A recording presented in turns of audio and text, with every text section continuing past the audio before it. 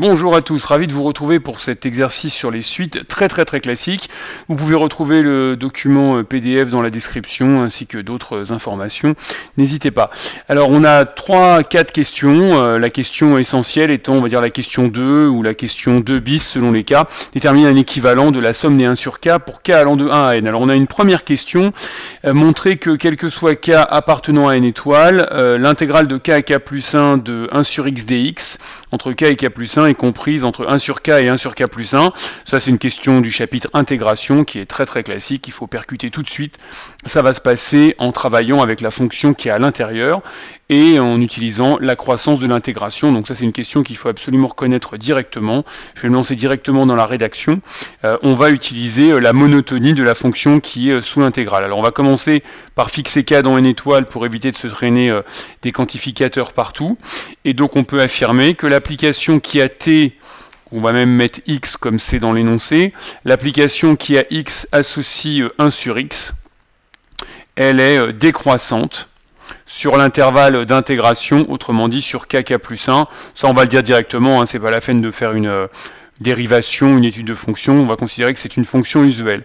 D'où, eh bien, on peut affirmer que quel que soit x appartenant à k plus 1, eh bien, on peut encadrer 1 sur x entre 1 sur k et 1 sur k plus 1. Et k ne vaut pas 0 à cause du problème de la division par 0. On veut encadrer une intégrale, donc assez naturellement, on encadre la fonction qui est à l'intérieur et on va intégrer entre guillemets l'inégalité en utilisant la propriété qui s'appelle la croissance de l'intégration. Certains appellent ça la positivité de l'intégration. Pourquoi pas, mais en fait c'est la croissance de l'intégration ou la croissance de l'intégrale si vous préférez. Peut-être que vos profs utilisent cette expression. Alors il faut préciser que toutes les fonctions en présence sont continues sur l'intervalle d'intégration, et en l'occurrence, on intègre sur l'intervalle k plus 1. Alors sinon, on est sur le chapitre des intégrales impropres, et on risque d'avoir des petits problèmes, mais ça marche aussi. Alors attention évidemment à enlever le quantificateur en x, puisque quand on intègre x, c'est la variable d'intégration, et on se retrouve avec l'inégalité, intégrale de k à k plus 1 de dx sur k plus 1, inférieur ou égal à l'intégrale de k à k plus 1 de dx sur x, inférieur ou égal à l'intégrale de k à k plus 1 de dx sur k. Grand classique. Je dois maintenant calculer les intégrales qui sont à gauche et à droite, et comme j'intègre une constante, eh bien je peux sortir la constante de l'intégrale par linéarité ou directement calculer ma primitive.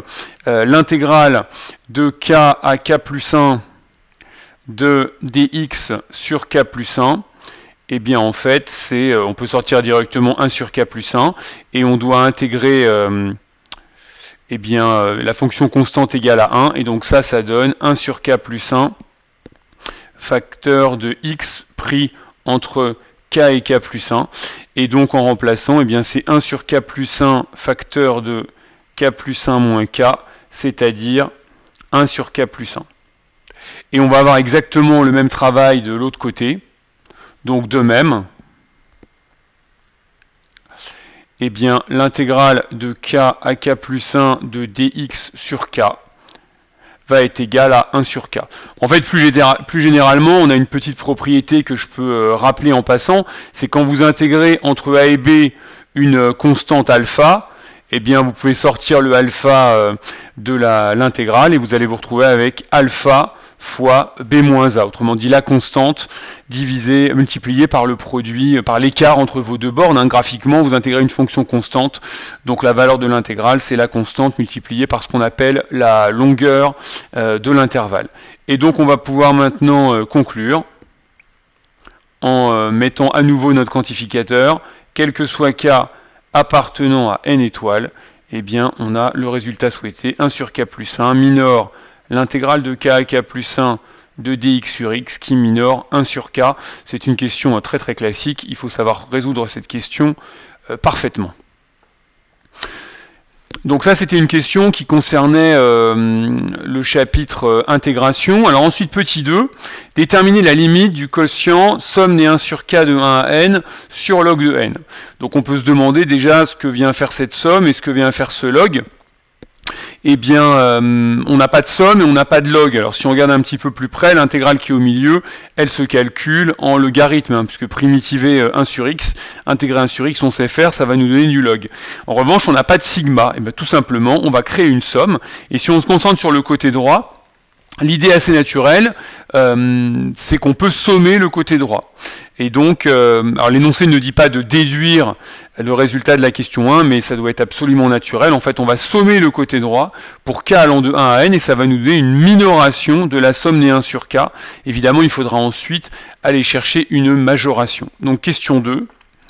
En sommant l'inégalité droite, hein, on va sommer le membre de droite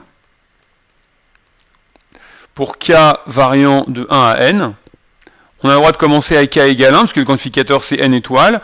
Pourquoi on s'arrêterait à n? Eh bien parce qu'on veut une somme jusqu'à n. Il faut qu'on parle de n dans n étoiles. Qu'est-ce qui va se passer si on se concentre sur le côté droit? Eh bien on va avoir la somme pour k allant de 1 à n des intégrales de k à k plus 1 de dx sur x qui va être majorée par la somme des 1 sur k de 1 à n. Alors en fait, comme on a une inégalité, on se doute que pour trouver la limite, on va devoir utiliser l'inégalité. Hein. Donc on doit absolument penser au théorème de l'encadrement. On va mettre un quantificateur en n également, puisque n est un nouvel indice qu'on a introduit. Et on peut utiliser côté gauche la relation de Schall. Mettez des points de suspension si ça vous aide. Mais par relation de Schall, eh bien, on va pouvoir transformer le côté gauche d'après la relation de Schall. On va pouvoir écrire le membre de gauche, quel que soit n dans n étoiles. Eh bien, en fait, on avait l'intégrale de k à k plus 1, on a sommé de 1 à n, donc ça devient l'intégrale de 1 à n plus 1 de dx sur x, qui minore la somme des 1 sur k de 1 à n. C'est une somme partielle, hein. Allez voir les vidéos ou les versions série pour faire le lien. Et l'intégrale de gauche, c'est une intégrale qui se calcule. Hein.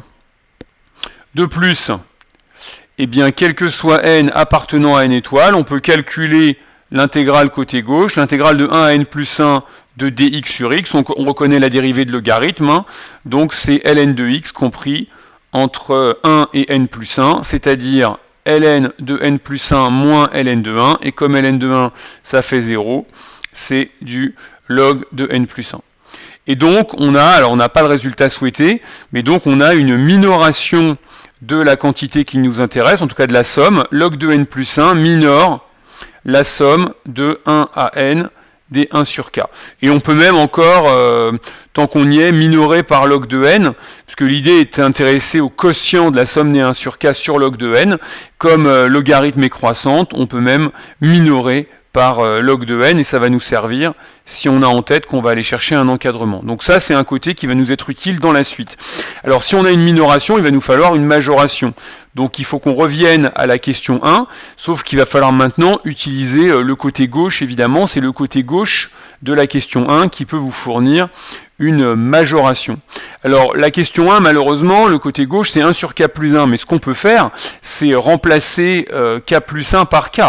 D'après la question 1, alors ce qu'on peut faire, c'est expliquer qu'on pose k' égale k plus 1, un peu comme dans des sigma.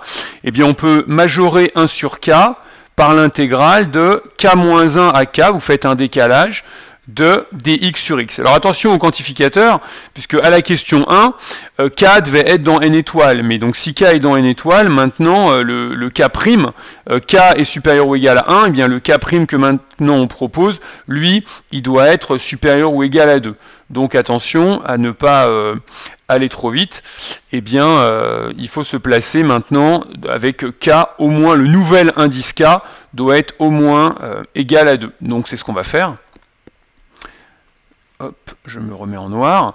Quel que soit k supérieur ou égal à 2, hein, de toute façon, si k valait 1, on aurait un problème au niveau de la bande de l'intégrale. On intégrerait à partir de 0, et là, on aurait une intégrale impropre, et bon, ça ne marcherait pas.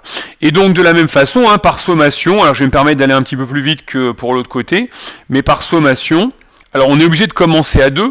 On va avoir la somme qui va de 2 à n, on commence à 2 puisque le quantificateur interdit k égale 1, et à nouveau par relation de Schall, on va avoir un majorant qui sera l'intégrale de 1 à n de dx sur x, et n, bah, il doit être au moins égal à 2, puisqu'on somme maintenant de 2 à n.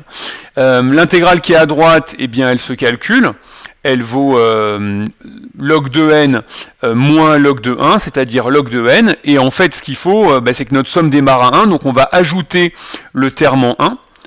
Donc en fait, ce qu'on peut faire, c'est expliquer en ajoutant de chaque côté le terme qu'en k vaut 1 et le terme qu'en k vaut 1, il vaut 1. 1 plus la somme de 2 à n des 1 sur k, et donc majoré par log de n moins log de 1. Et donc, quel que soit n plus grand que 2, la somme qui nous intéresse, elle est majorée par log de n, puisque log de 1 vaut 0. Donc en fait, on se retrouve avec un encadrement par rapport à ce qu'on avait vu tout à l'heure. Hein. Je peux refaire apparaître ce qu'on avait vu tout à l'heure. C'était ici, me semble-t-il.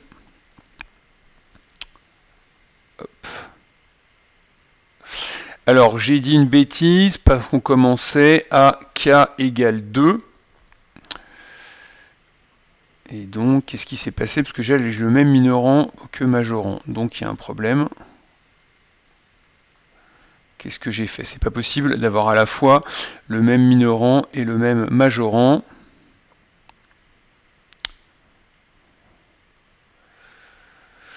On a sommé un côté de 1 à n, donc on avait l'intégrale de 1 à n plus 1, c'est ce qui est encore sur le tableau que je viens d'écrire. Donc ça marche. En revanche, le côté droit, oui, j'ai oublié d'ajouter 1. Somme des 1 sur k, log de n plus 1. Évidemment, ce serait bizarre d'avoir à la fois le même minorant et le même majorant. Donc, on se retrouve maintenant avec un encadrement. Ainsi, eh bien, on peut affirmer que la somme pour k allant de 1 à n des 1 sur k, elle est minorée par log de n et elle est majorée par log de n plus 1. Et ça, c'est valable quel que soit n plus grand que 2, puisque une des inégalités n'était valable que pour n supérieur ou égal à 2. Donc, on nous posait la limite, on nous demandait la limite d'un quotient, ou alors, si vous faites l'exercice en version équivalent, un équivalent, mais l'idée doit être la même, on passe par le quotient. Donc, ce qu'on va faire, c'est qu'on va diviser par log de n, et comme log de n est strictement positif, attention, sinon il faudrait peut-être changer le sens de l'inégalité, voire même, on pourrait peut-être même pas diviser du tout, d'ailleurs. En faisant apparaître le quotient, eh bien, le quotient de la somme de 1 à n des 1 sur k divisé par log de n est donc égal, est compris entre 1 et 1 plus 1 sur log de n. Et là, on va pouvoir utiliser le théorème de l'encadrement. Comme la limite quand n tend vers plus l'infini de 1 sur log de n est égale à 0 directement, eh bien on peut affirmer, j'aurais peut-être pu le dire directement, que la limite du membre de droite 1 plus 1 sur log de n est égal à 1. D'après le théorème de l'encadrement, hein, son vrai nom c'est le théorème d'existence d'une limite par encadrement. D'après le théorème de l'encadrement, en fait, ma question c'était donner la limite du quotient. En fait, j'aurais pu ajouter montrer que ça converge, que ce quotient converge. Parce que le théorème dans l'encadrement, il vous prouve deux choses: la convergence de la suite qui est au milieu et sa limite. Il vous donne en bonus la valeur de sa limite. Et donc, d'après le théorème de l'encadrement, on peut affirmer que la somme des 1 sur k sur log de n, eh bien, a pour limite 1. Alors on aurait pu également, certains y ont peut-être pensé, plutôt que de faire une relation de Schall, travailler avec un télescopage. Alors je vais vous le proposer. En fait c'est une autre option mais qui donne exactement la même chose. Je parle de la méthode pour arriver à l'encadrement. On peut très bien écrire cette question, la question 1, donc deuxième méthode. On peut très bien... deuxième méthode, on peut très bien écrire la question 1 sous la forme quel que soit k appartenant à une étoile en intégrant l'intégrale. Eh bien, ça peut s'écrire sous la forme logarithme de k plus 1 moins ln de k compris entre 1 sur k plus 1 et 1 sur k. Et à nouveau, en sommant, hein, alors je vais m'intéresser que au côté droit. D'où, si je somme pour k allant de 1 à n, la somme de 1 à n des log de k plus 1 moins log de k est majorée par la somme des 1 sur k pour k allant de 1 à n. Et à gauche, je reconnais ce qu'on va appeler une somme télescopique. Et donc, je vais pouvoir transformer somme télescopique. La somme des 1 sur k hein, qu'on a à côté droit, elle n'est pas calculable, il n'y a pas de formule dans le cours. Hein. Eh bien, il va y avoir des simplifications, il va rester ln de n plus 1 moins ln de 1 majoré par la somme des 1 sur k. Et il faut mettre un quantificateur en n, on en avait déjà parlé, quel que soit n dans n étoiles, quel que soit n dans n étoiles. Et donc, c'est une autre méthode pour arriver à la même minoration, quel que soit n dans n étoiles, ln de n plus 1 est inférieur ou égal à la somme des 1 sur k de 1 à n. Voilà qui achève cette question 2.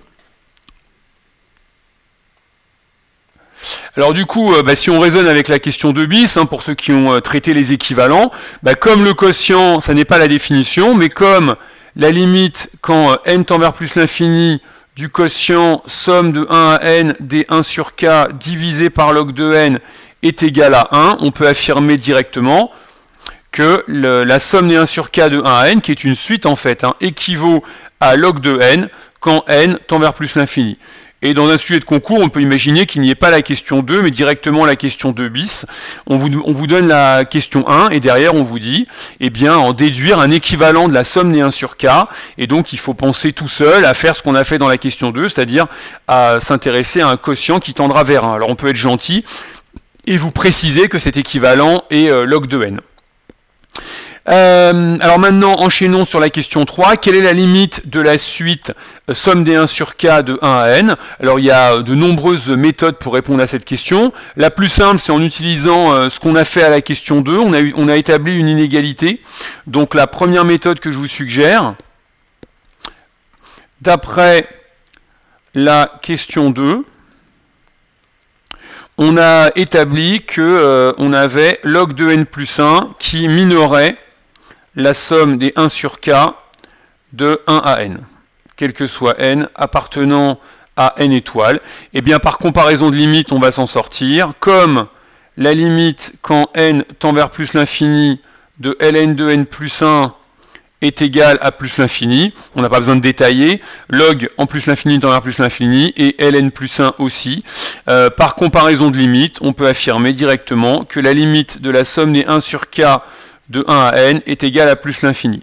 En mettant des points de suspension, en fait, cette somme contient des termes de plus en plus petits, mais il y a quand même de plus en plus de termes dans cette somme, donc en fait, cette suite va tendre vers plus l'infini.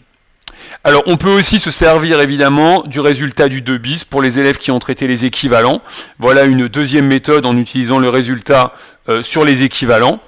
Et bien, comme la somme des 1 sur k pour k allant de 1 à n équivaut à log de n quand n tend vers plus l'infini, et comme on connaît la limite de log de n, la limite en plus l'infini de ln de n est égale à plus l'infini, eh bien on arrive à la même conclusion, puisqu'on a une propriété dans le cours qui dit quand on a deux suites équivalentes, eh bien si l'une a une limite, finie ou infinie, il en est de même pour l'autre. Donc on arrive évidemment à la même conclusion en utilisant une des propriétés sur les suites équivalentes. Alors, autre méthode pour conclure, c'est de reconnaître une suite de sommes partielles d'une série usuelle. On peut affirmer que la somme des 1 sur k, alors là évidemment on neutralise complètement le reste de l'exercice, donc ce serait dans un exercice un petit peu différent. On peut affirmer que c'est la suite des sommes partielles associées à une série de Riemann associée à la série de Riemann, la série de Riemann divergente de terme général 1 sur k, pour k plus grand que 1. Donc cette suite diverge. Cette suite, d'après le cours, comme la série diverge, la suite des sommes partielles diverge aussi. Cette suite est donc divergente. Alors attention, parce que ça pourrait diverger vers moins l'infini, ou ça pourrait diverger sans avoir de limite, comme la suite moins 1 puissance n. Il se trouve que c'est une suite croissante. Si on l'appelle Sn, la suite en question, on peut très bien la renommer, cette suite-là, on peut décider qu'on l'appelle Sn. eh bien 2 plus, c'est une suite croissante. En fait, les termes sommés sont positifs. Donc, quel que soit n appartenant à n étoile, on pourrait peut-être le dire directement, la suite Sn va être croissante. Si vous faites la différence Sn plus 1 moins Sn, il vous reste le dernier terme 1 sur n plus 1 qui est positif. Donc, la suite Sn est donc une suite croissante.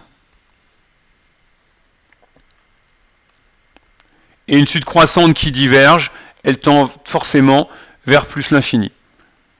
Étant divergente, on peut affirmer que la limite de Sn quand n tend vers plus l'infini est bien égale à plus l'infini.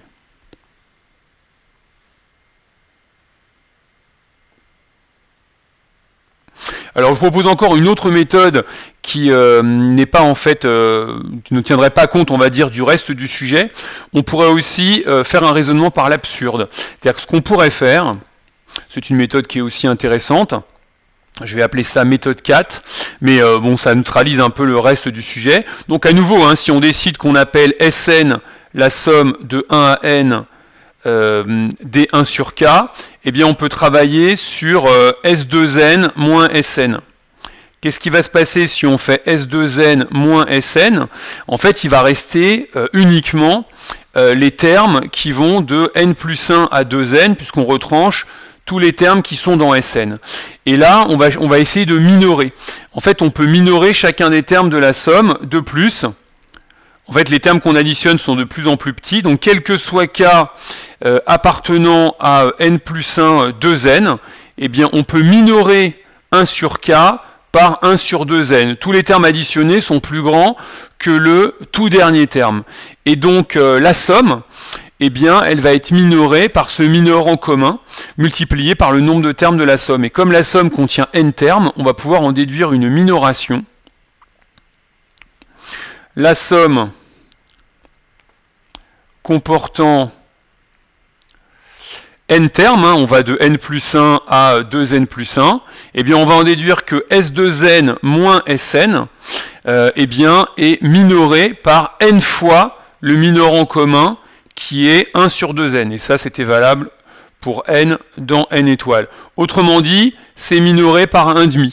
Et donc là, on peut raisonner par l'absurde en supposant que la suite Sn converge. Supposons que la suite Sn converge vers L, et bien si on passe à la limite, alors c'est pas vraiment du cours, mais on va admettre ça, la suite extraite S2n converge aussi vers L. Comme la limite de S2n est également égale à L, hein, ça se démontrerait en passant par la définition de la limite, c'était démontré récemment dans les sujets de concours, et bien on va arriver à L moins L plus grand que 1,5, c'est-à-dire 0 plus grand que 1,5. Et donc, il y a une contradiction. Il y a contradiction, ce qu'on écrit est impossible, on ne peut pas avoir cette inégalité. Donc on s'est trompé quand on a supposé que la suite était convergente. Donc ça prouve que Sn est donc divergente. On peut montrer qu'une suite diverge par l'absurde. Sn est donc divergente, et étant croissante, hein, à nouveau, j'ai déjà expliqué les raisons, étant croissante, comme quel que soit n appartenant à n étoiles, Sn plus 1 moins Sn est égal à 1 sur n plus 1, le dernier terme seul va rester qui est positif, eh bien Sn est croissante et divergente. Donc on arrive à la même conclusion que la limite quand n tend vers plus l'infini de Sn est égal à plus l'infini. Voilà, j'espère que cette vidéo vous a été très utile. N'hésitez pas à poser vos questions, à faire des commentaires en dessous, à liker cette vidéo, à vous abonner à notre chaîne et à consulter bien sûr notre site web pour voir tout ce que nous proposons pendant l'année, cours particuliers, cours collectifs, stages de vacances et préparation aux oraux de maths. Merci et à bientôt.